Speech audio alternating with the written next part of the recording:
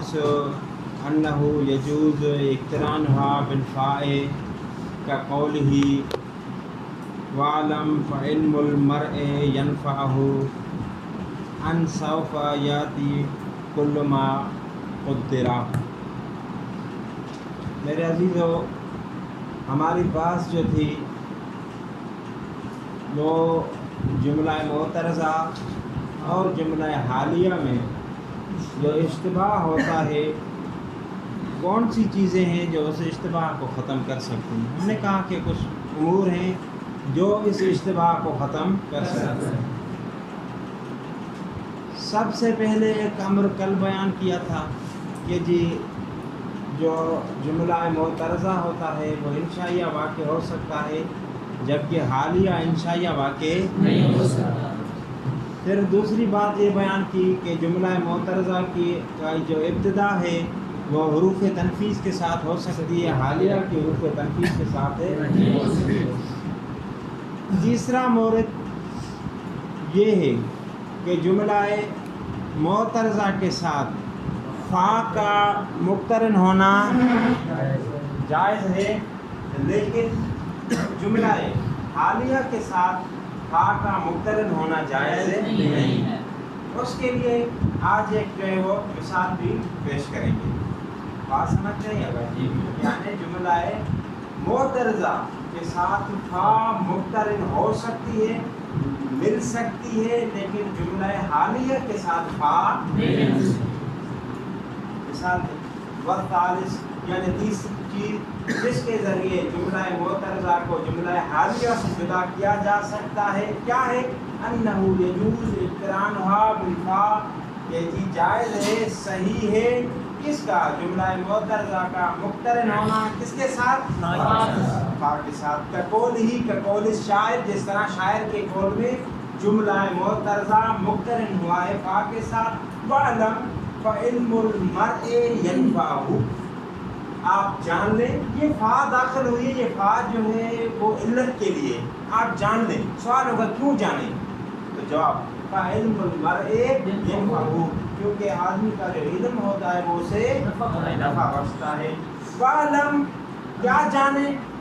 ان سوف یاتی کل ما قدر، ان قریب وہ چیز آئے گی جو آپ کے لیے معین کی جائے گی. یہاں پر آپ کو ایک پریشانی نہ ہو کہ ان سوف پر کیسے داخل ہو گئی ہے. اصل میں یہ جو ان ہے ان تھا، ان یہ مخفف سے مصغر ان مصدریہ نہیں، اصل میں تھا ان ہو، یہاں پر ہو اس کا اسم محذوف. واضح کی بات ہے. وَقَ جُمْلَةٌ فَبِأَيِّ آلَاءِ رَبِّكُمَا تُكَذِّبَانِ، اور جس طرح یہ جملہ فَبِأَيِّ آلَاءِ رَبِّكُمَا تُكَذِّبَانِ الفاصلۃ، یہ جملہ فاصلہ ہے بین فَإِذَا انشَقَّتِ السَّمَاءُ فَكَانَتْ بَرْدَةً وَبَيْنَ الْجَوَابِ وَهُوَ فَيَوْمَئِذٍ لَا يُسْأَلُ عَنْ ذَنبِهِ إِنسٌ وَلَا جَانٌ. آگا فَبِأَيِّ آلَاءِ رَبِّكُمَا تُكَذِّبَانِ، جملہ معترضہ میں سمجھاتا ہوں کس طرح معترضہ. فی الحال فقط اس کو سمجھیں کہ اوپر جو ہم نے چیز بیان کی تھی جملہ معترضہ پر فا داخل ہو سکتی ہے، اس پر بھی فا داخل ہے فَبِأَيِّ آلَاءِ رَبِّكُمَا تُكَذِّبَانِ. دوسرا سوال رہا کہ جی معترضہ تو دو چیزوں کے درمیان میں واقع ہوتا ہے جو دونوں آپس میں متلازمین ہوں. جی جواب یہاں پر بھی ہے. یہ کون سی متلازم ہے؟ شرط اور اس کا جواب یا جزا.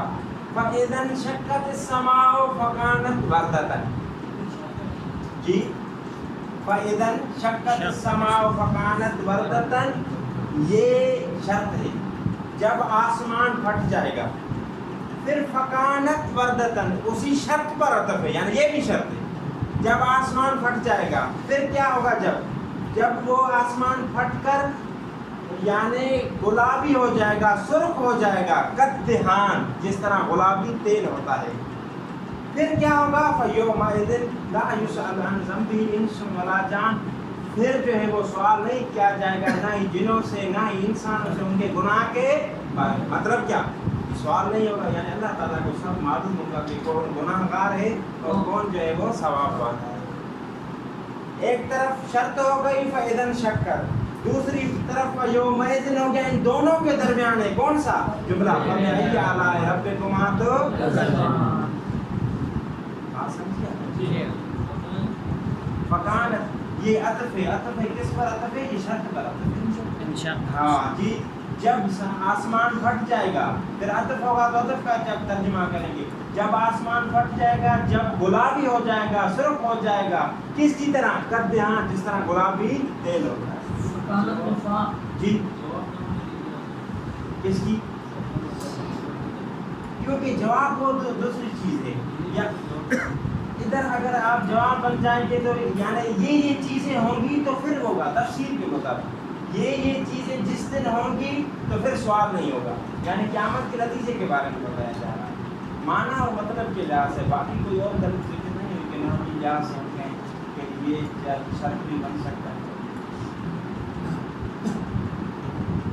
الجملۃ الثالثۃ التفسیریۃ وهي الفضلۃ الکاشفۃ لحقیقۃ ما تلیہ ولها امثلۃ توضحها.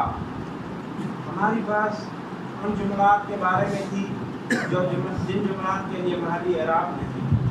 سب سے پہلا جملہ جملہ معترضہ تھا مستنفہ تھا اس کے بعد جملہ معترضہ آج ہے جملہ تفسیریہ. جملہ تفسیریہ کی آسان تعریف یہ ہے کہ وہی الفضلۃ یہ ایک اضافی چیز ہے یعنی کلام کا رکن ہے. مبتدا خبر مسند الیہ اس کے بغیر بھی کلام تام ہوگا. فضلہ کی بات سمجھ میں آ گئی تھی. وہی الفضلۃ یعنی یہ ایک اضافی چیز ہے. اچھا پھر فائدہ کیا الکاشفۃ لیکن ایسی اضافی چیز ہے جو کشف کرے گی واضح کرے گی بیان کرے گی لے حقیقت ما اس چیز کی حقیقت کو تلیہ جس کے بعد میں آئے. حاضر جی ایک لفظ پہلے ذکر ہوگا اس کے بعد یہ جملہ تفسیری آئے گا اس کی کیا کرے گا وَلَهَا أَمْثِلَةٌ اور اس کے لیے کافی ساری مثالیں ہیں. تو وَضِّحُهَا جو مثالیں اس کو کیا کر دیں گی جملہ تفسیری. آپ کو جب مثالیں پڑھیں گے تو اور بھی آپ کے لیے واضح ہو جائے گا. أَحَدُهَا وَأَسَرُّ النَّجْوَى الَّذِينَ ظَلَمُوا هَلْ هَذَا إِلَّا بَشَرٌ مِثْلُكُمْ. اثر چھپانے کو کرتے نجوا بات سرگوشی اثر النجوا یعنی وہ کانوں میں سرگوشیاں کرتے ہیں. بات مکمل ہو گئی کسی اور چیز کی ضرورت نہیں تھی. اثر فعل فاعل نجوا اس کے لیے مفعول. اچھا حل ہذا میں شاہدی مثال آ گئی توجہ کیجیے گا. حل ہذا الا بشر مثلکم یہ تفسیر ہے کس کی اس نجوا کی جو سرگوشی کر رہے تھے. وہ سرگوشی کیا تھی وہ سرگوشی یہ تھی کہ یہ جو پیغمبر ہمیں قیامت کی خبر دے رہے ہیں یہ تو کچھ بھی نہیں سوائے بشر کے ہماری طرف سے. وہ سرگوشی جو کر رہے تھے اس کی کیا ہو گئی یہ وضاحت. سرگوشی کون سی جملہ تفسیریہ کی ابھی دیکھیں تعریف کریں اس پر کیا کہا تھا وہی الفضلۃ اضافی چیز یعنی مسند الیہ واقع نہیں ہوگا اس کے بغیر کلام. الکاشفہ کشف کرے گا وضاحت کرے گا لحقیقت ما تلی اس چیز کی حقیقت کو جس کے بعد واقع ہو رہا ہے. یہ وضاحت کر رہا ہے کس کی نجوا کی جس نجوا کے بعد واقع ہو رہا ہے. واضح ہے کا جملہ تو استفہام مفسرۃ للنجوا لہذا یہ جو استفہام کا جملہ یہ تفسیر کرتا ہے نجوا کی.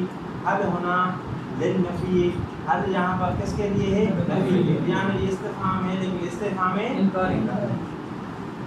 وَيَجُوزُ أَن تَكُونَ بَدَلًا مِنْهَا إِن قُلْنَا إِنَّمَا فِيهِ مَعْنَى الْقَوْلِ يَعْمَلُ فِي الْجُمَلِ وَهُوَ قَوْلُ الْكُفْرِ. یہ بات آ گئی غور سے سمجھ. هَلْ هَذَا إِلَّا بَشَرٌ مِثْلُكُمْ اس کی ایک ترکیب میں نے بیان کر دی کہ یہ جملہ تفسیر کیا ہے تفسیر کر رہا ہے کس کی نجوا. تفسیر کے بارے یہ ترکیب کے بارے میں ایک احتمال یہ تھا. دوسرا احتمال یہ ہے کہ یہ جملہ تفسیر کیا نہیں بلکہ یہ جملہ بدل واقع ہو رہا ہے کس کے لیے نجوا کا. اثر النجوا نجوا کا جیسے کہتے ہیں نا सुरका ज़ैदुन सोहू, ज़ैद चोरी हो गया यानी उसका असरुन नजवा, नजवा करते सरगोशी करते क्या, हल हादा इला बशरुन, ये बदल है। और आपको पता है कि जो आमिल मुब्दल मिनो में होता है वही आमिल किस में होता है, मुब्दल मिनो में आमिल कौन है, नजवा में, शाबाश अस्सिर्रु। तो बदल में भी आमिल क्या होगा, लेकिन बदल क्या है, जुमला। और आपको पता है कि जुमला फकत और फकत मामूल बन सकता है तो मादाए कौल के लिए बन सकता है, बाकी के लिए नहीं। बात समझ में आई, तवज्जो करें, दोबारा समझ। हल हादा इल्ला बशरुम मिस्लुकुम, दूसरी तरतीब के मुताबिक ये बदल है किसका, नजवा। नहवी कानून ये है कि जो आमिल मुब्दल मिनो के लिए का वही आमिल किसके लिए होगा, मुब्दल मिनो मुफरद नजवा, ये मफूल है असर्रु के लिए। तो ये जो जुमला है हल हादा बशर मिस्लुकुम, इसको भी क्या होना चाहिए, मफूल। जबकि जुमले को जुमला मामूल फकत किसके लिए बनता है, मादाए कौल, जबकि यहाँ पर क्या है, असर्रु। तो कहते हैं कि यहाँ पर कूफी और बसरियों के दरमियान में इख्तिलाफ है। क्या इख्तिलाफ है, इख्तिलाफ ये है कि कूफी हजरात फरमाते हैं कि जी मादाए कौल भी जुमले में अमल कर सकता है, और हर वो चीज़ जो कौल के मादे से तो न हो लेकिन कौल का माना हो वो भी जुमले में अमल कर सकता है। असर्रु यानी आहिस्ता कहना, नजवा यानी बात। तो असर्रु में यानी कौल का माना मौजूद है, लिहाजा आमिल बन सकता है। लेकिन कूफियों के नज़दीक है जी नहीं, फ़कत और फ़कत जो चीज़ जुमले में आमिल बन सकती है वो क्या हो, मादा है। बात समझिए गई सबके लिए बात है। वयजूज़ बयान वयहतमिल, दूसरा एहतिमाल, यजूज़ अन तकून यानी ये जुमला इस्मिया हल हाज़ा इल्ला बशरुन मिस्लुकुम, बदलन मिनहा, ये बदल हो, किससे बदल हो जी, असर्रु अन नजवा से। इन कुलना, ये लेकिन कब हो सकता है, इन कुलना इन्नमा फीहि मानल कौल, बदल तब हो सकता है जब हम ये कहें इन्नमा, हर वो लफ्ज़ फीहि मानल कौल, जिसमें क्या माना, कौन सा माना हो, कौल का माना हो, या अमल फिल जुमल, तो वो भी अमल करता है किसमें, वह कौल कूफियून, कूफियीन, और यही कौल है किनका, क्या कौल है कूफियून का, कि जी जो भी फेल माना है कौल में हो वो अमल है। लेकिन बसरी जो है वो कहते हैं कि नहीं कर सकता, तो लिहाजा बसरियों के नज़दीक ये बदल भी नहीं कर सकता। वाज़ेह ठीक है, बदल भी बन सकता है, लेकिन बसरियों के नज़दीक को तफसीर है। लेकिन तीसरा भी एतमाद आ रहा है, देखें वअन तकूना मामूला तन लिक़ौलिल महदूफ़िन हुवा हाल मिस्ल वल मलाइकतु यदखुलूना अलैहिम मिन कुल्लि बाबिन सलामुन अलैकुम। अब सलामुन अलैकुम, पहले इसको देखें फिर बोल सकते हैं। सलामुन अलैकुम, ये सलाम मुब्तदा, अलैकुम उसके लिए खबर। ये पूरा जुमला मफूल वाक़े हो रहा है, किसके लिए, एक चीज़ें महसूस की, वो फेल भी हो सकता है, इसमें फ़ाइल भी हो सकता है, लेकिन यहाँ पर मुफस्सिरीन ने उसको इसमें फ़ाइल माना है। कौन सा इसमें फ़ाइल, काइलीन सलामुन अलैकुम, काइलीन फिर तरकीब में क्या होगा, ये काइलीन तरकीब में हाल वाक़े होगा, किसके लिए, यदखुलून में जो ज़मीर है उसके लिए, जो किसकी तरफ जा रही है, मलाइका। तर्जुमा क्या होगा, वल मलाइकतु यदखुलून अलैहिम मिन कुल्लि बाबिन, उन पर मलाइका दाखिल होंगे हर दरवाजे से, काइलीन तरह के कहते हुए सलामुन अलैकुम। कहते हैं कि इसी तरह ही हल हादा इल्ला बशरुम मिस्लुकुम, ये मामूल है एक काइलीन महजूफ के लिए, और वो काइलीन हाल होगा, किसके लिए काइलीन हाल होगा, अल्लज़ीना ज़लमू के लिए। यानी किस तरह की तरकीब देखिए, वअसर्रु नजवा अल्लज़ीना ज़लमू قائلین هل هذا بشر هل هذا الا بشر، یعنی هل هذا بشر مثلکم معمول ہے کس کے لیے؟ قائلین جو محذوف ہے، اور حال ہے کس کے لیے؟ الذین ظلموا۔ تین ترکیبیں یاد ہو گئے؟ اگر هل هذا الا بشر مثلکم، پہلی ترکیب کیا ہے؟ جملہ ہے تفسیر، دوسری ترکیب کیا ہے؟ بدل، تیسری ترکیب کیا ہے؟ شاباش، قائلین وَأَن تَكُونَ یعنی وَأَن تَكُونَ جملۃ هل هذا الا بشر مثلکم معمولۃ، یہ معمول ہوگا کس کے لیے؟ لِقَوْلٍ وہ حال، اور پھر وہ قول محذوف وہ کیا ہوگا؟ حال۔ کس کے لیے؟ الذین، مثل اس کی مثال کی طرح والملائکۃ یدخلون علیہم من کل باب قائلین سلام علیکم۔ واضح بات۔ والثانی ان مثل عیسیٰ عند اللہ کمثل آدم خلقہ من تراب ثم قال له کن فیکون۔ یہ بھی اب دوسری مثال ہے، اس لیے پیش کی گئی ہے تاکہ جملہ تفسیریہ کی معنی آپ کے لیے زیادہ سے زیادہ تر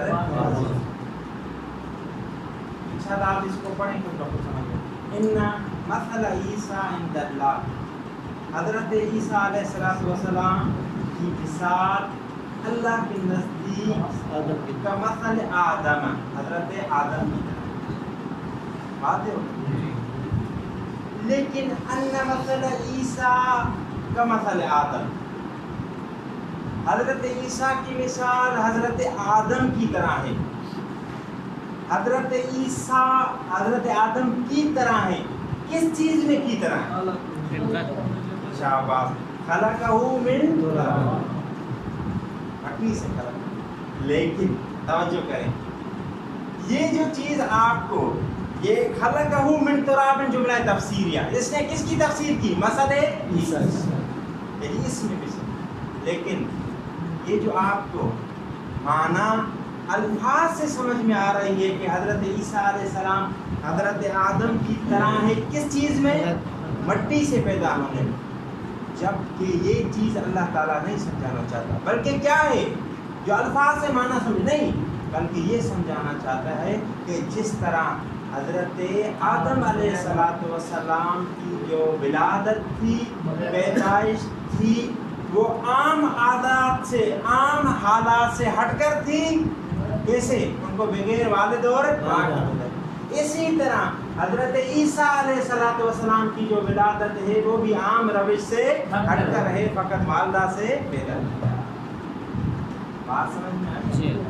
جو ظاہری لفظوں سے نظر آ رہا ہے اس میں تشبیہ نہیں، بلکہ من تراب سے کر کے پیچھے بتا اور بات ہے، یعنی جس طرح ان کی غیر عادی خلقت تھی، اسی طرح حضرت عیسیٰ علیہ السلام کی جو خلقت ہے وہ غیر عادی۔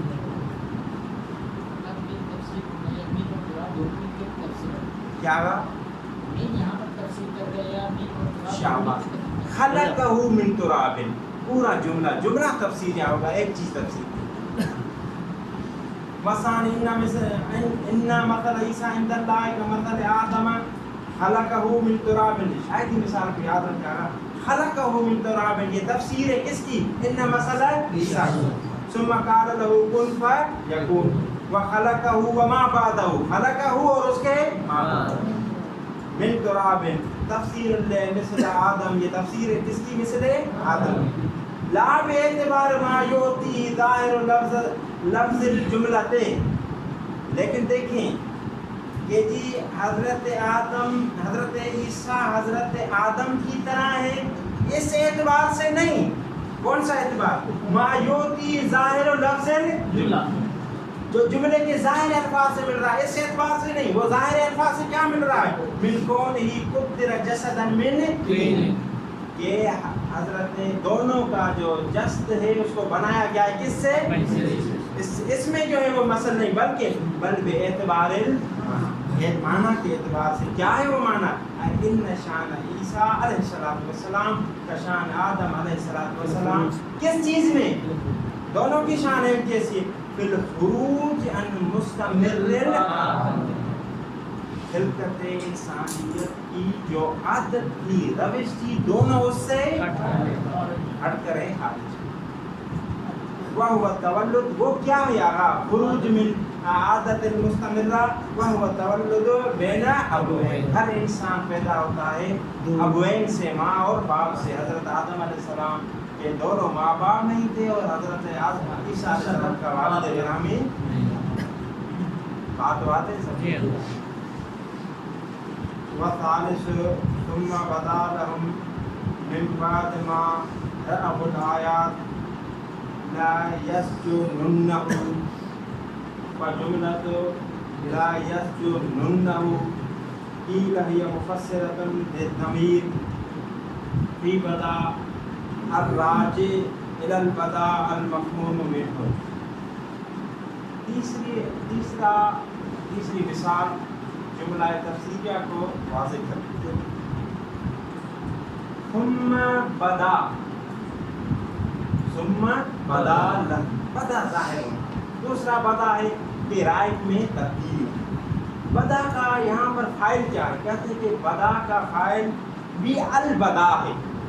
بدا کا فاعل اور کوئی چیز ہے یعنی ان کی رائے میں تبدیلی آ گئی. جس طرح ایدنو وہ اقرب وہ کی ضمیر کہاں جا رہی ہے؟ ایدنو کی طرف نہیں عدل کی طرف. لیکن کہاں سے سمجھا ہم نے؟ ایدنو سے. یہاں پر اس طرح یہ بدا فعل ہے لیکن اس کا فاعل کون سا ہے؟ البدا. جس کو کہاں سے سمجھا؟ خود بدا. پھر ان کے لیے ایک نئی بات سامنے آئی. من بعد ما کب؟ اس چیز کے بعد. کون سی چیز تھی؟ رأوا الآیات جب انہوں نے نشانیاں دیکھی. جب عزیز مصر نے یہ چیز دیکھی کہ حضرت یوسف علیہ السلام گناہ گار نہیں ہے ان کی کوئی کمی کوتاہی. اچھا یہاں پر امام رہ گیا نا. ثم کیا بدا ثم بدا لہم یعنی پھر ان کے لیے ایک نئی بات سامنے. کیا بات تھی وہ ابھی تفسیر ہو رہی. لا یسجننہ یہ بات باقی لوگوں درباریوں کے لیے ظاہر ہوئی کہ یہ عزیز مصر ضرور بضرور حضرت یوسف علیہ السلام کو قید میں ڈالے. سمجھ میں آ گیا بھائی؟ لا یسجننہ یہ جملہ تفسیریہ ہے. کس کی تفسیر کر رہا ہے؟ بدا میں جو البدا ہے نئی بات یعنی ان کے لیے نئی بات ظاہر ہو گئی نشانیاں دیکھنے کے بعد. وہ کون سی نئی بات ہے؟ یہ ضرور بضرور حضرت یوسف علیہ السلام کو قید میں ڈالے.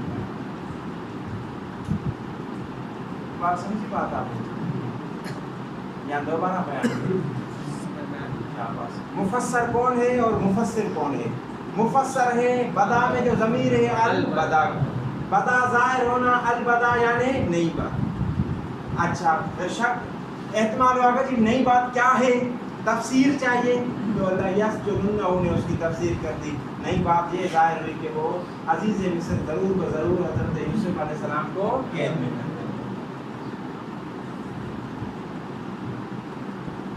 سارے بات سمجھیے. وَثَالِثُ ثُمَّ بَدَا لَهُم مِّن بَعْدِ مَا رَأَوُا الْآيَاتِ لَا يَسْجُنُنَّهُ فَجُمْلَةُ لَا يَسْجُنُنَّهُ قِيلَ هِيَ مُفَسِّرَةٌ لِضَمِيرٍ. کہا گیا ہے کہ یہ تفسیر کرتا ہے ضمیر کی جو ضمیر کس میں ہے؟ بدا میں. الراجع الی البداء جو ضمیر بدا میں ہے وہ پلٹ رہی ہے کس کی طرف ہے؟ بدا کی. اچھا بدا لکھا تو نہیں ہوا. المفہوم منہ جس البدا کو سمجھتے ہیں کس سے؟ بدا سے. جس طرح عدل کو سمجھتے ہیں کس سے؟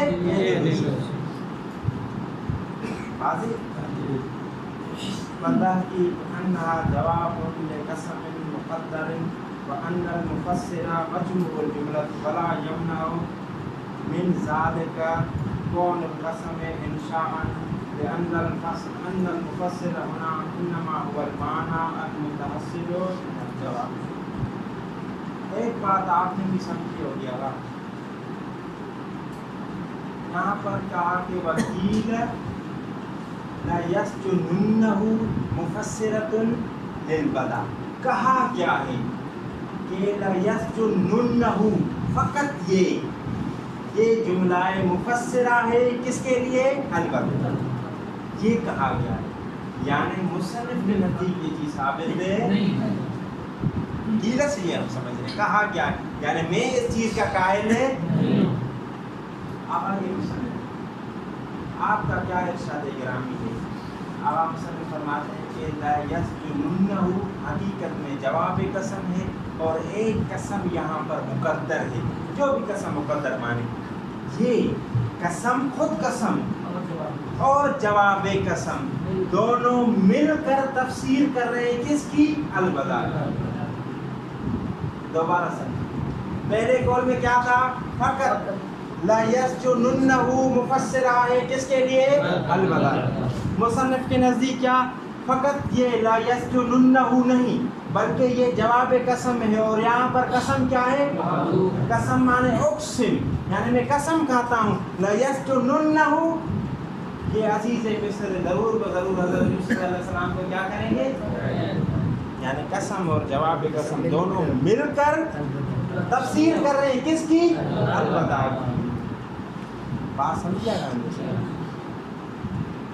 اب یہ قسم، سوال ہے آپ سے، انشائیات میں سے ہے یا خبر میں سے؟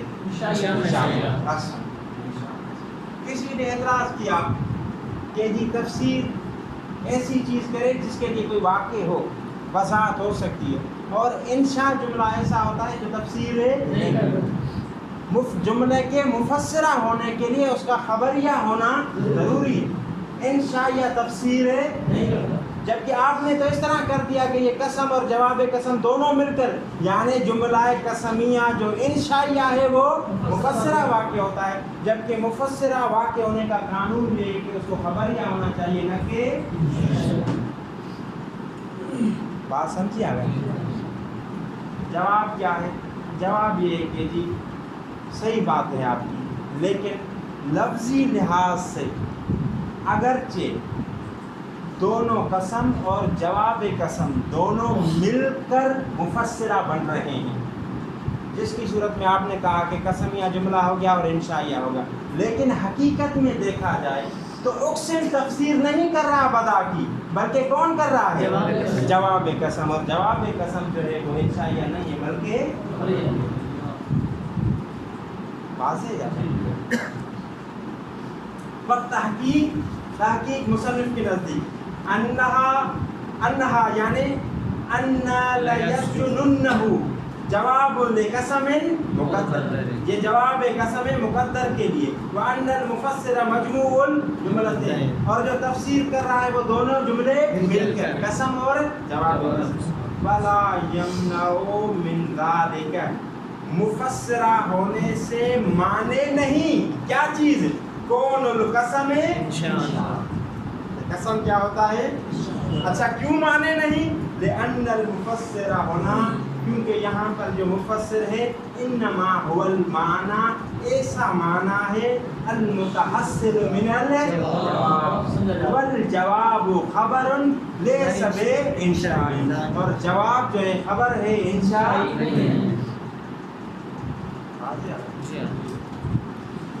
وَهُوَ خَبَرِيٌّ لَا إِنشَائِيٌّ، وَذَلِكَ الْمَعْنَى، جی وہ خبری آئے تو وہ کون سا معنی ہے؟ وَذَلِكَ الْمَعْنَى هُوَ سِجْنُهُ، وہ حضرت یوسف علیہ السلام کا قید ہونا، علی نبینا وآلہ وعلیہ السلام، ہمارے نبی پاک پیغمبر اور ان کی پاک آل پر اور حضرت یوسف علیہ السلام پر سلام ہو۔